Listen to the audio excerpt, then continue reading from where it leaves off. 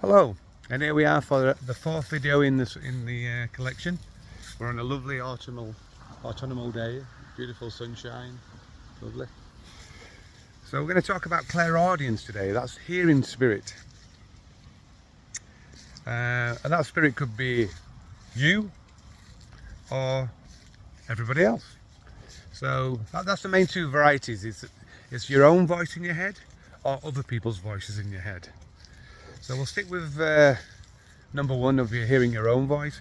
Many people use this gift without even knowing it's a gift. So they sit and they consider questions and they hear their own voice giving an answer back.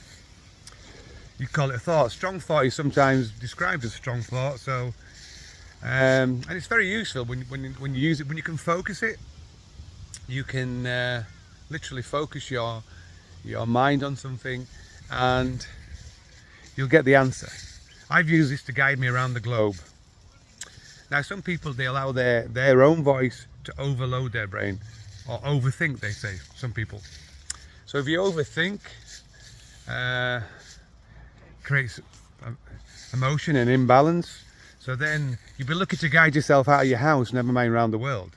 So it's really important to focus it and again, understand what creates your ups and downs.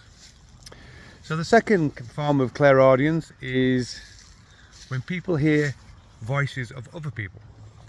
Now this can be quite tricky for the natural clairaudient because many end up in the medical profession and in the little circle where they go round and round the garden trying to figure out this problem. I remember a lot of years ago I had a friend who came to see me for help. He was getting voices and they were keeping him awake at night and making fun of him and playing games. Now at the time I didn't know how I would come up with the idea of what the problem was. He tried everything over the years, psychologists, psychiatrists. He'd even tried obviously the tablets, faith healers, exorcists. He's tried everything. I was like his last resort. And I've got to be honest, I had no idea what I was going to say to him. But as you know, I start talking sometimes and that's it, I get the answer. So I was talking to him about these voices and I said to him, I know you don't feel like it's a gift, but it's a gift for you. You actually have a gift called clairaudience. You hear people who aren't around you. So I know it doesn't feel like a gift to you, but it is. And the way you'll find out it's a gift is that you start to put more effort into your life, because obviously if people have been horrible around you, it's because you're dealing with horrible people, and that is because your life's not so nice. So we looked at his life, and he got a lot of challenges in his life, and so he said, well, what would it do if I became happier? How would the gift work? I said, well, then you would hear nicer people, your loved ones, other people's loved ones, some who aren't living anymore, they'll be speaking to you. And when you ask them to step back, they will do, because they're nice people. You'll be dealing with a lot nicer people.